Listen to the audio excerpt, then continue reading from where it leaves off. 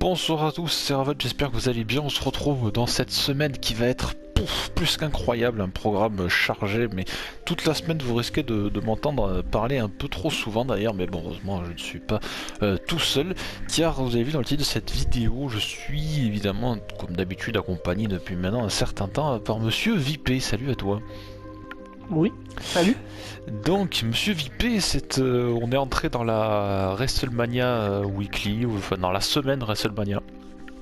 Avec Cette un grande programme, semaine. avec un programme très chargé.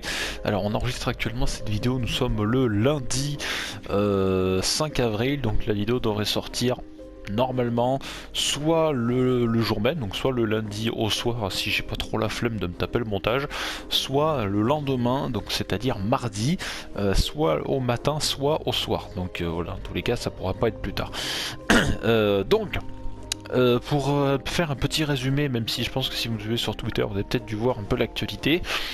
Début de semaine, donc lundi, mardi, normalement, si pas de soucis, du coup, vous devrez avoir ce podcast spécial WrestleMania 37.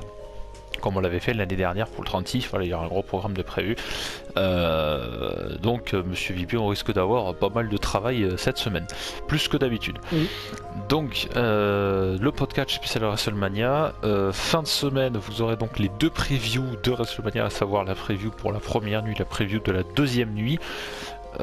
Dimanche dans la journée, vous aurez la review de la première nuit, et lundi, vous aurez la review de la deuxième nuit, parce qu'on va essayer de poster ça et de s'enregistrer au plus vite pour que vous puissiez avoir nos réactions le plus tôt possible. Donc semaine très chargée. Pour les autres jours, normalement, voilà, comme je dis, donc le podcast devrait arriver soit ce soir, soit demain. Au dernier recours, mercredi, si vraiment il y a des problèmes, mais techniquement, je pense demain ce serait bien, même si ce soir ce serait mieux. Et voilà, et du coup pour les previews des premières nuits ou de la deuxième, ce serait soit vendredi je pense, ou je pense peut-être mercredi pour la première, et jeudi soir peut-être, mais assez tard. Enfin bref, on verra bien, c'est pour ça. Suivez-moi sur Twitter, vous aurez des informations, ce sera plus simple pour discuter. Donc, Monsieur Vipé, pour commencer cette semaine WrestleMania, on commence par un petit podcast spécial du coup Oui. WrestleMania, où on va certes parler un petit peu de l'actualité, mais de l'actualité qui a rapport avec ce gros pay-per-view, le plus gros pay-per-view de l'année, pour la fête du catch, si je puis dire, parce que cette année, il y a quand même pas mal de choses à dire sur cette 37e édition de WrestleMania. Donc comme à notre habitude sur les podcasts, donc vous allez avoir apparaître à l'écran, il y aura peut-être une interface un peu différente, je ne sais pas du tout comment je vais faire encore le montage, mais bon, on verra, ou si je fais quelque chose de différent ou pas.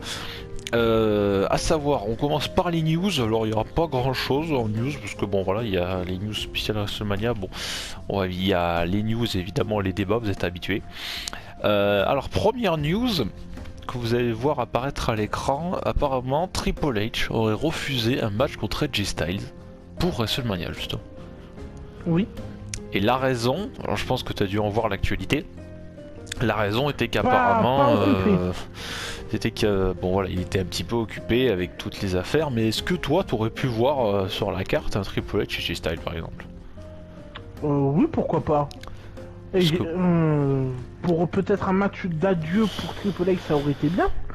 Parce que il y a eu des news par rapport à ça aussi, par rapport à Triple H qui voudrait que beaucoup de personnes aux alentours de Triple H voudraient voir Triple H faire un dernier match avant qu'il prenne sa retraite. Mais s'il y avait un match AJ Styles Triple H sur la carte de WrestleMania, ça m'aurait pas du tout dérangé.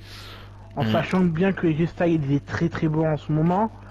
oui, bah Et oui. que Triple H, il a une shape incroyable encore à son âge. Ah Donc, oui, bien sûr. Après là, étant donné qu'il est avec Omos, je pense pas que ça aurait peut-être été le bon moment pour le construire. Après, peut-être que ça a été non, discuté c'est avant qu'il soit avec Omos, je sais pas.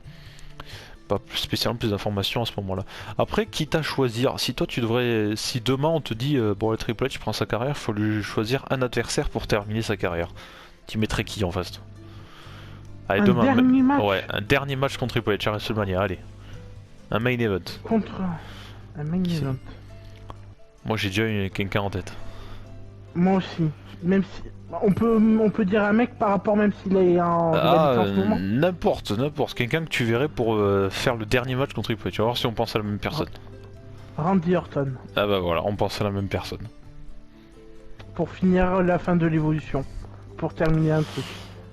Alors moi je pensais à l'évolution, mais je pensais surtout à cette rivalité Triple H Randy Orton. Ah oui, légendaire. Cette rivalité avec Avec la famille avec- McMahon avec, qui s'en est mêlée avec, mon dieu, à l'époque de la Legacy. C'est, même si à l'époque on était loin d'imaginer que Cody Rhodes aurait un jour sa fédération. Qui aurait pu le penser des années avant. Mais je pense comme quoi tu vois, on pense à la même personne. C'est vrai qu'un petit Triple H Randy Orton pour finir Ouais, une pourquoi carrière pas. en beauté. Ah, ce serait bien. Mais bon, Ah, ça Triple H est occupé à NXT et Randy Orton va être occupé ce week-end contre le Fiend. Mais ça, on en reparlera Allumez dans la preview. Du coup, rendez-vous en fin de semaine et on vous tient informé sur Twitter. Donc suivez-nous sur les réseaux sociaux, @RazenRX, @ViperOmega12. Du coup, donc, deuxième news, Carmella serait apparemment mécontente du nombre de matchs féminins présents sur la carte pour cette 37e édition de WrestleMania. Oui. Alors, sachant que des matchs féminins, pour l'instant, on en a 2. On a Asuka, Rhea Ripley pour le titre d'Euro. Et Sasha Bianca Banks. Belair, Sasha Banks. Et ouais, Sasha Banks, Bianca Belair pour le titre de SmackDown. Les titres par équipe, on sait pas où ils sont. Ils sont en train je sais pas, ils sont posés dans une vitrine, je sais pas. Et vu ce qui se passe en ce moment dans la division par équipe féminine, c'est vraiment pas terrible. Alors, c'est sûr que si on compare avec d'autres années, il y en a eu un petit peu plus. Dans WrestleMania 35, les demoiselles ont fait le main event.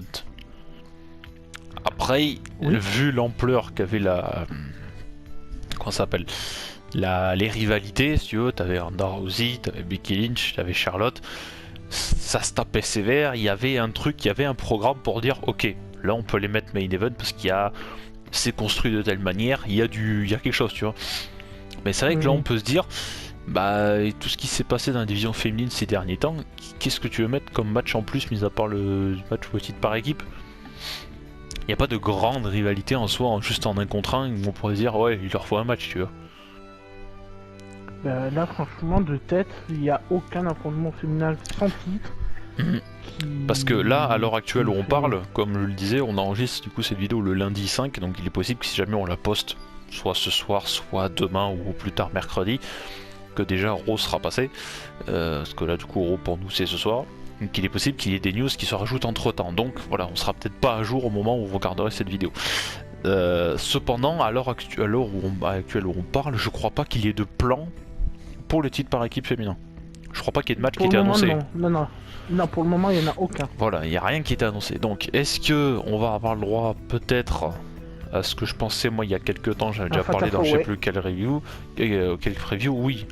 La Fatal 4-Way, on met donc les championnes, on met Lana Naomi, on met Natalia Tamina, et on met, je sais pas, Mandy Rose et Dana Brooke. Voilà, et puis on sacrifie Riot Squad, j'en sais rien. On fait un gros match, on met un truc à 5, je sais pas. Ou une bataille royale. Bataille royale et toutes les équipes, j'en sais rien. Mais pour l'instant, il n'y a pas de plan. Et c'est vrai que bon, Carmella mécontente. Bon, en même temps, Carmella, elle a fait sa feud avec Sasha Banks. Je veux pas dire que c'est pas elle qui doit ouvrir sa gueule. Hein, oui, après là, elle parle au nom de toutes les filles, tu vois. C'est pas juste, elle dit ouais, moi j'ai pas de match à WrestleMania. Il y a eu comment ça s'appelle non, pas l'évolution, non, c'était quoi? La révolution féminine, voilà, merci. Ah oui, moi ça fait longtemps que ça voilà. Voilà, que les femmes prennent plus d'importance. Oui, il y a que 2 matchs, ok, il y a que 2 matchs dans la carte. S'il y en avait, 4 matchs féminins à WrestleMania. 2 matchs pour la première nuit, 2 matchs pour la première nuit et 2 matchs pour la deuxième nuit. Là, au moins, là, ça serait bien, je pense. Ah, ce sont des matchs féminins, de base, il devrait y en avoir 3.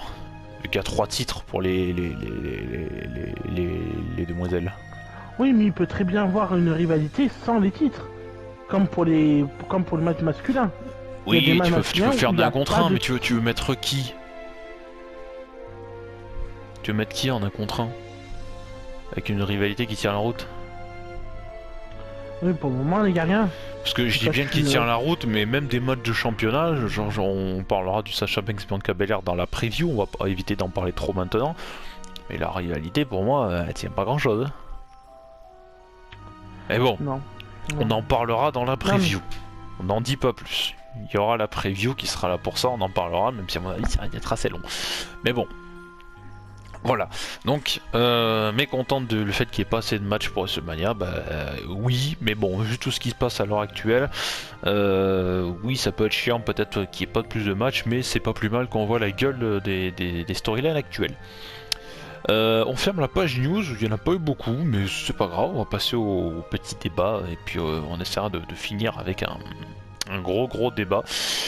Premier petit débat, on va parler de quelqu'un qui est sur la carte de WrestleMania, on va parler de Cesaro, mon cher JP, c'est que c'est quelqu'un qu'on apprécie énormément tous les deux, et notamment oui. l'univers francophone.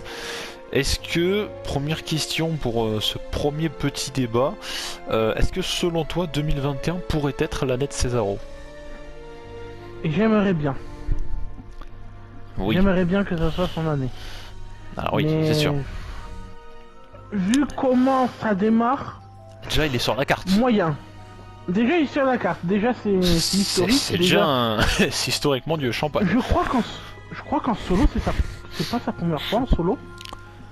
Il C'est a pas son gagné. premier match C'est en pas solo. WrestleMania 30 qu'il a gagné la bataille royale? Oui, mais ça, c'est une Battle Royale. Mais Oui. un match Ah, mais un contre j'essaye de me souvenir solo. le reste. Est-ce que c'est pas son premier? Parce que WrestleMania 30, la bataille royale. WrestleMania 31, il était en équipe avec Tyson Kidd. Contre. Il y avait un Fatal 4-Way par équipe, je crois. Il y avait les. Ah oui, les Ascension, Ah, je les sais voix plus. de vilain, je crois. Les veaux de Et après, vilain. je sais plus. Non, mais je crois qu'il y avait les voix de vilain. C'est qu'il y en a Je suis plus pas sûr. aucun qui est là. Voilà. Parce que Tyson Kidd il a arrêté les veaux de vilain. 32. 32, il devait être dans la bataille royale, je pense, non? Je pense qu'il était dans Battle... ouais. Peut-être, 33. c'est Corbin qui avait gagné, je crois. 33, il doit pas y être. Ou il doit être dans la Battle Royale encore. Oh oui, c'est possible. 34, il y a un match par équipe avec Sheamus, il perd contre Strowman et Nicolas. Bref, il perd contre Strowman. plutôt. 35. 35. Il n'y avait pas un match pour les titres par équipe? Il était pas champion avec Sheamus? Non. Non, parce que les champions par équipe au 35, c'était le Luke Gallows et Karl Anderson, je crois, et qu'ils avaient perdu contre Zack Ryder et... Attends, je vais regarder Kurt la Hawkins. carte de WrestleMania 35. Alors, bataille Non, je crois que c'était royale, est-ce qu'il était dedans? Ah, il y a eu des indéterminés, donc peut-être qu'il était là-dedans. Non, ça c'est les... Ah non, parce que titre par équipe, c'était le Revival qui était champion. Ils avaient perdu contre Zack Ryder Ah, et Kurt voilà. Hawkins. Voilà, pas les... Pourquoi le club n'importe quoi, les... Ouais, voilà, les... Donc, Kofi Mania, Kurt Angle, Miz, Orton et J-Styles. Mon dieu, cette affiche, qu'est-ce qu'elle était belle. Lashley Finn Balor. Si, c'est ce Ah que bah, je je sais disais. pas. Il était dans... Et c'était les Usos qui était champion par équipe de SmackDown. Et il y avait Aleister Black qui est porté disparu. Ah, oui, Et avec c'est bon. Ricochet, c'était leur début dans le roster principal. Ils avaient perdu la veille contre les Viking Raiders à NXT TakeOver. D'ailleurs, Oui. le match c'était l'opener, C'est c'est bon. super combat d'ailleurs. Et oui, et C'est bon, Rusev je me et rappelle. Nakamura étaient en équipe.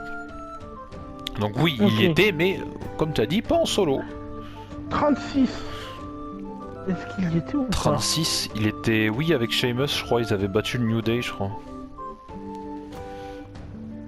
Non? Non, je crois que 36, ils étaient séparés déjà. Je crois à WrestleMania 36, c'était déjà fini. L'équipe, Ah, je il pense. était dans le kick-off. Contre Drew Ah. Gulak. Contre En solo? Oui. Mais c'est le kick-off. Donc ok.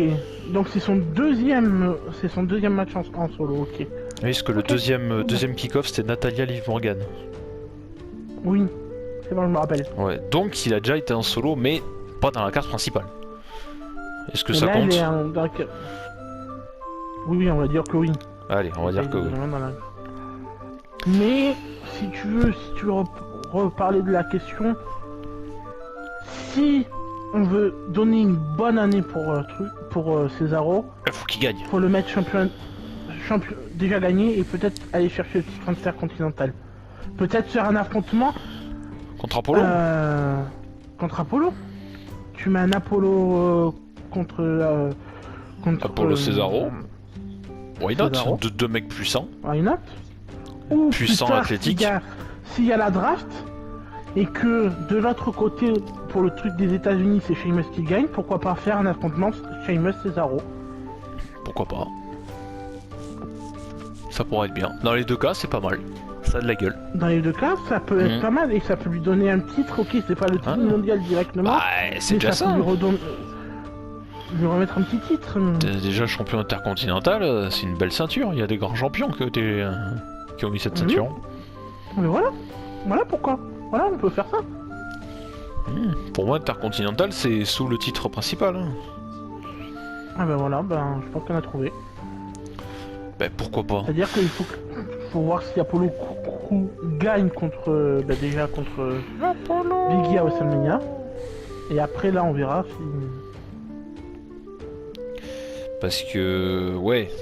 Oui, c'est vrai, parce qu'il y a du coup ce match. Et sachant que Cesaro, mine de rien...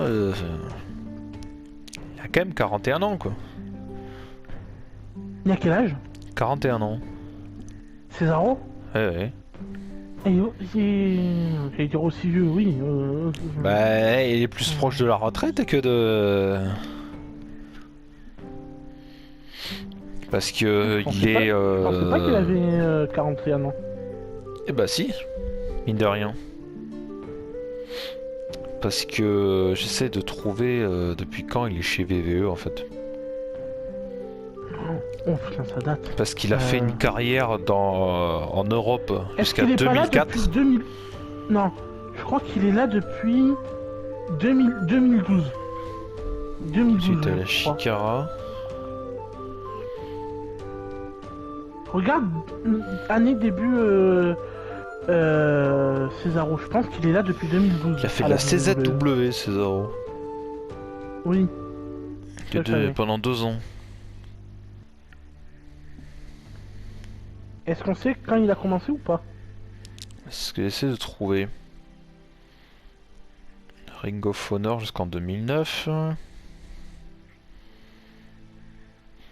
Je crois que c'est 2012 hein, qu'il a commencé. Il a fait de la PWG, Cesaro qui a fait un PWN, Pro Wrestling Noah aussi italien.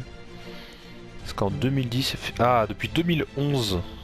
Ah ouais, mais il était à la Florida Championship Wrestling. Bon, ça fait partie des VVE, c'est l'ancien VVE. Donc il a dû vraiment commencer dans le main roster en 2012. Ouais.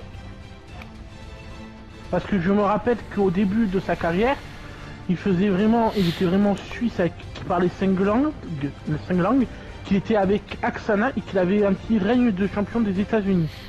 D'ailleurs, je viens de voir que Cesaro a commencé du coup en 2011 chez Florida Championship Wrestling. Oui. Donc l'ancien NXT, on va dire. Et d'après ce qu'il dit, son premier match, il avait perdu contre un très jeune Seth Rollins. D'accord. C'est-à-dire qu'il se retrouve ici. C'était en 2011. Donc un peu une sorte de revanche. Oui, quelques années après quand même. Ouais, c'est-à-dire presque 10 ans après. C'est ça.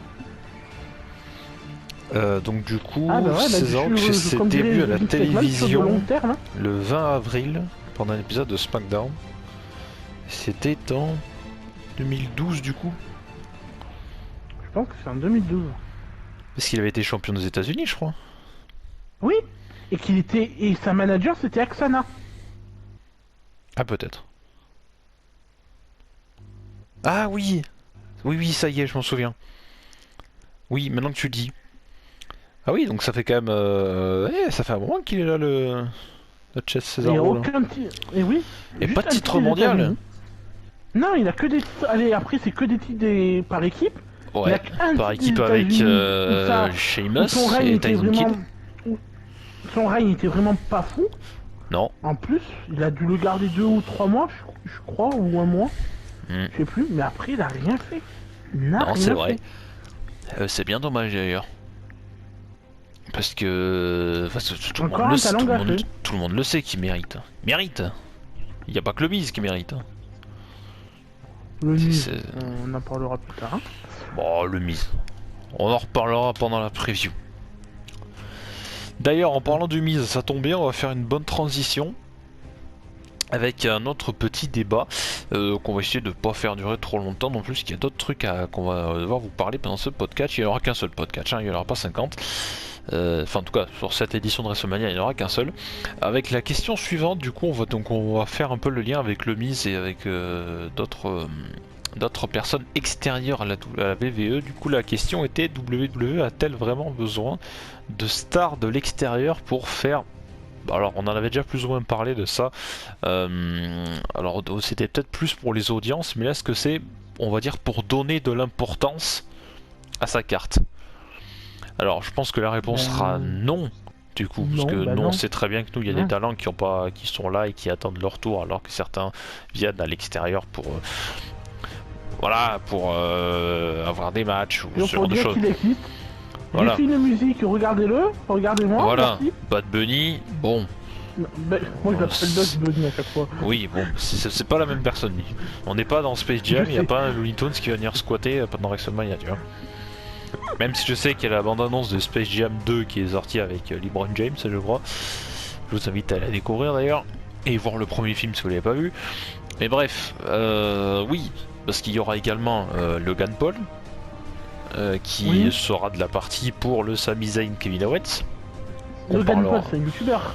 Oui, Si je me... c'est ça, c'est Ouais, un... un apparemment c'est un grand youtubeur assez connu. Je ne connais pas du tout. Il est peut-être célèbre aux Moi non États-Unis, plus. mais en France, je sais pas, peut-être. Et je le connais pas. Et donc voilà, donc est-ce que finalement. Alors, il y a eu Rob Gronkowski. Gronkowski. Oui, enfin voilà, le Le pote à joueur du football américain. le pote à Mojo Riley qui a fait une petite intervention. C'était WrestleMania 33, je crois, pendant la bataille royale. Oui, contre Jinder Mahal. Oui, qui lui avait mis une cartouche. Un gros pet, il avait fait une charge. Bon, bah voilà. Et est-ce que finalement on se dit, parce que WrestleMania 36, l'année dernière, on avait eu. Ah, c'était pas lui? Bah si, et qui sortent de 3 mètres de haut sur les autres superstars en bas et qui récupèrent le titre 24 heures sur 24 heures sur 24 Oui, oui, voilà. 24/7. Ah oui, c'était lui. Oui, oui. Ah bah comme quoi. Donc bah du coup, on va rester sur la question du coup. Est-ce que finalement, VVE quand ils appellent ça, est-ce que ce serait peut-être pas mieux de leur donner des petits rôles, genre comme hôte ou des petits trucs, tu vois, sans forcément prendre la place d'un match sur la carte, tu vois. Parce Oui, que surtout le de Miz, base, ils sont pas catcheurs. bon, le Miz s'il rate un WrestleMania, c'est pas grave en soi. Vous le mettez dans la bataille Il a royale, été c'est très bien. Il a été déjà champion à WrestleMania, donc c'est déjà Voilà, bien. vous le mettez avec John Morrison à la bataille royale et puis tout le monde est content, quoi. Ou à mettre par équipe, et voilà. ils Oui, sont contents. éventuellement, et à la limite. Mais bon, moi je trouve que même la bataille royale, ce sera bien, tu vois. Ah, mettez-le dans le kick-off, à la limite. Mettez-le dans le kick-off. Voilà, vous mettez avec Morrison contre Bad Bunny, Damien Priest, et puis voilà. Damien Priest fait On tout le aura travail, pas, Bad Bunny fait un splash, et puis on n'en parle plus. Quoi.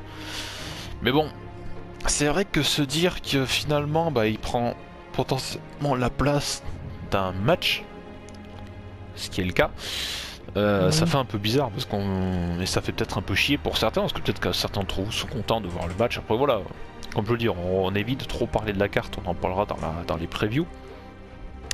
Mais ouais, du coup on se dit qu'il prend la place de quelqu'un d'autre sur la carte alors qu'on sait qu'il y a d'autres superstars qui ne sont pas là et qui attendent depuis 2 mois. qui attendent peut-être et qui auraient, je pense, bien aimé avoir une storyline et avoir une rencontre pour WrestleMania. Même si ce serait pas un gros match, mais même si on aurait vu ne serait-ce qu'Alistair Black ou Andrade par exemple qui ne fait plus partie du roster, je vous le rappelle, qui a demandé sa démission. Même si ce serait pas un main event, on ne demande pas main event, mais même s'il serait sur la carte genre en mid card, on aurait été content. Même en kick-off, histoire de chauffer un peu le public. Parce que là, bah rien du tout. Et d'ailleurs, petite transition au sujet suivant, parce que comme je dis, il y a beaucoup de choses à dire encore, et on est à pratiquement 25 minutes, en plus, 25 minutes et quelques. Transition d'ailleurs avec un autre sujet, en parlant du public. Enfin, le retour du public pour cette édition. Et oui. Sachant que l'année dernière, c'était le gros... c'était le truc qui a tout pété, quoi, en disant, oh, il y a le Covid qui arrive, les gars, faut tout annuler. Tant Vince McMahon, il dit, non, on va y arriver. Mais non, Vince, on peut pas. Tout le monde a arrêté, même la NBA, donc voilà, il faut arrêter. Et du coup, c'était le gros souci de ce 36, on l'a vécu, le 36 c'était un peu le début, ça va faire un an quand même. On va regarder chacun de notre côté. Oui. Et là, c'était vraiment, il n'y avait pas de son du tout. Parce qu'il n'y avait même pas les écrans encore, c'était vraiment le début. Et là, c'était vraiment très compliqué. Au bouton. Et ouais, il n'y avait pas Didier qui gérait les sons. Donc c'était très compliqué. Puis là, c'était vraiment un défi supplémentaire pour les superstars solo ring d'essayer de nous donner de l'importance au match. Sachant qu'il y avait là, il n'y avait pas un bruit, il y avait la mouche qui volait, et je suis sûr, on le regarde maintenant, on se dirait, c'est un peu gênant, quoi, peut-être. Alors que eux, ils ont dû faire, comme si, voilà, faire leur petite gimmick d'entrée, faire leur petite gimmick pour faire réagir, entre guillemets, le public. Mais là, cette année, 25 000 personnes. Enfin, 50 000 au total, mais 25 000 par nuit. Donc déjà, 25 000, il y aura de l'ambiance. Et de l'ambiance, ça peut vouloir dire de la bonne ambiance, avec un public qui peut chanter This is awesome, ou bref, toutes sortes de trucs, comme un public qui peut chanter bullshit. Comme un certain pay-per-view à l'Innocel par exemple, comme une fin de match, et là, ils vont pas être obligés ils vont pas être obligés à ce que la WWE dise, si vous aimez pas cette personne, vous devez le huer. Là, ils pourront... Et oui. Vraiment faire comme ils veulent. C'est l'avantage. Là, le public pourra dire ce qu'il veut. Si ça lui plaît, il va le dire. Si ça lui plaît pas, il va faire comprendre. Et c'est ça qui nous manque. Et l'avantage avec AEW, c'est qu'ils ont un peu de public, mais ils donnent énormément d'importance à tout le show. Chaque semaine pendant Dynamite, c'est le public, c'est un truc de fou. C'est parce que le public, comme l'avait dit Suri dans une de ses vieilles vidéos, ça fait la moitié du show. Si vous pouvez mettre une affiche de dingue, si le public n'en a rien à foutre ou qui ne réagit pas, le match va être pourri. Je sais plus, c'est très vieux, il avait dit ça, ça date vraiment d'il y a quelques temps.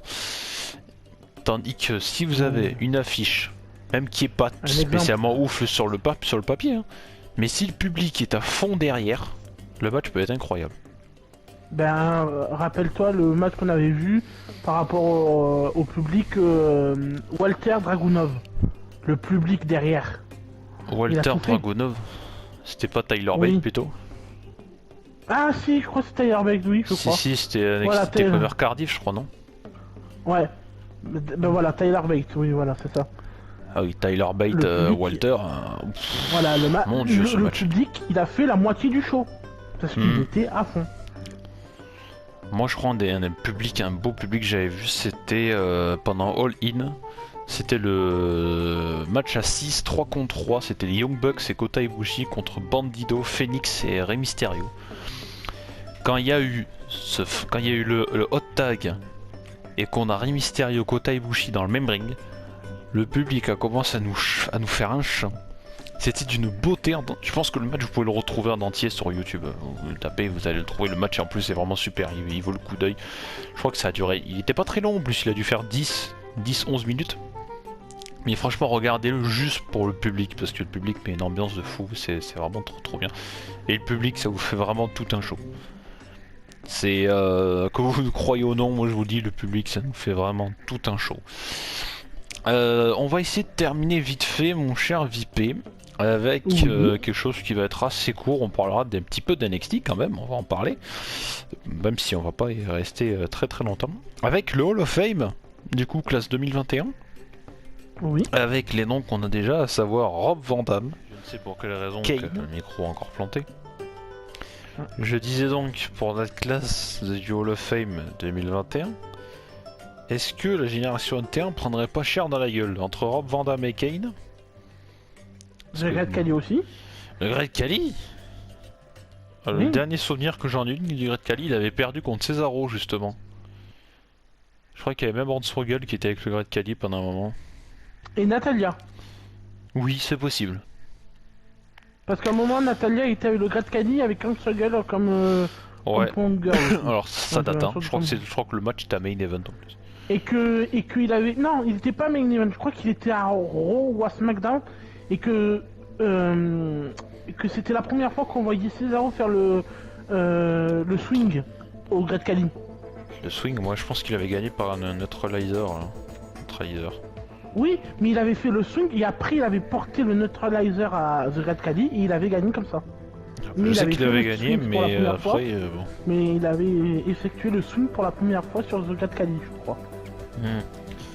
Bon bref. Eric Bischoff, par ses passages à l'époque chez WCW, chez TNA, donc Impact Wrestling, en 2010 comme producteur, un petit passage chez AEW, et maintenant du coup au Hall of Fame de WWE. Bon, Molly Holly, c'était pas spécialement. Non, ça c'est... C'était un J'avais peu suivi plus, sa carrière. c'était un peu plus vieux, sachant qu'elle a rejoint la VVE en 2000. Donc bon, en 2000, Viper avait 3 ans. J'en avais un, voire deux. Entraîné par Dean Malenko, après ce que je vois. Donc bon, c'est pas spécialement notre génération. Sachant que je pense que pour la plupart des gens qui ont notre âge, donc on va dire dans la vingtaine, entre 20 et 25 ans, je pense que vous avez grandi avec la génération NT1. Et évidemment les soirées inoubliables de Catch Attack. À l'époque c'était encore sur NT1 évidemment. Puis après c'est RTL9 je crois qui avait diffusé les droits de diffusion. Parce que je crois qu'RTL9 avait Raw pendant un moment et AB1 avait uniquement les droits de SmackDown. Ouais, c'est ça. D'ailleurs cette semaine il a essayé de vous renseigner, il y a une bonne semaine catch sur AB1. Je sais plus ce que c'est exactement. Mais il y a le documentaire de Last Ride en français. Oui. Un documentaire sur André le Géant. Et tous les meilleurs moments de WrestleMania. Oui.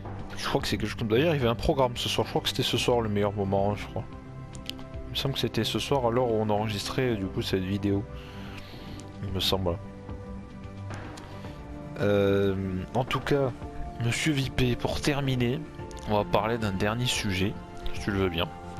Il y a un sujet qu'on n'évoquera pas dans une preview, ni dans une review, parce que même si nous allons suivre le show, on va le regarder, je pense qu'on n'a peut-être pas assez de trucs en tête pour pouvoir en parler, malgré le fait que c'est une grande qualité. On terminera le podcast là-dessus. On va faire une mini review, une mini preview, mais bon, sans trop passer du temps sur tous les matchs. À savoir la carte de NXT TakeOver. Parce que généralement TakeOver c'est bon. Mais alors là la carte, alors on va pas s'attarder sur tous les matchs. Mais là, en vrai, la carte elle a de la tronche. Alors comme je vous dis, on va pas s'attarder sur tous les matchs. Ça a de la gueule, ça a vraiment de la gueule. Mais pour moi le Yoshi-Rai et Raquel Gonzalez, ça peut être du très lourd. Ouais. Sachant que ce sera le main event du premier jour. Mais j'attends le match que j'attends le plus, c'est Ciampa Walter. Et justement, alors, il y avait un autre match dessous, c'était un gauntlet match élimination entre Isaiah Scott, Bronson Reed, Cameron Grimm, Dexter Lumis, Léon Ruff et A-Late Knight. Donc celui-là va être très lourd aussi. C'est vrai que juste dessous, pour le titre NXT UK, Walter défend contre Tommaso Ciampa. Ce Et match, là, c'est le match à voir. en vrai, les 3 matchs que j'ai sous les yeux, parce que là, il y a ça, il y a Kushida Pete Dunne, t'avais du lourd. Finn Balor, Karrion Kross. Et surtout Finn Balor, Karrion Kross. Bon, Je crois que c'est le match qui me donne. C'est Walter et Karrion. Le match de Walter et de Karrion Kross, c'est les deux qui me. bah, sachant que hype Walter, le si on plus. passe, ça sera sur la première nuit. Et la deuxième nuit, du coup, Finn Balor, Karrion Kross sera le main event. Ah, mais Finn Parce Balor, que même la Finn Balor, deuxième Karrion nuit, il y a Kross. de très bons matchs. Parce qu'on a Tu quand vas même voir, ils vont Jordan voler la vedette Devlin. à WrestleMania. On a Jordan Devlin contre Santos Escobar. Et surtout, Oui. alors on aura Johnny Gargano contre quelqu'un pour le titre nord-américain. Et puis on a un très beau Adam Cole, Kyle O'Reilly. Il va être beau celui-là. Il va être énorme. Ça va être dur. Mais ça, c'est. Éliminative, je pense qu'ils vont voler la vedette à WrestleMania. Parce que pour les titres par équipe, on a quand même aussi Indy Hartwell, Candice LeRae contre Ember Moon et Shotzi Blackheart. Donc ce sera pour les titres par équipe féminin d'NXT, qui sont introduits, on le rappelle, depuis pas très longtemps. Mais c'est vrai que les autres matchs, mais on va le regarder ce NXT. Parce que cette carte, elle est juste incroyable. Comment on peut pas être hypé par cette carte? Parce que même si vous suivez pas NXT mais que vous connaissez au moins les superstars, parce que peut-être que les superstars vous les connaissiez avant dans le circuit indépendant ou n'importe quoi. Mais juste comme ça quoi.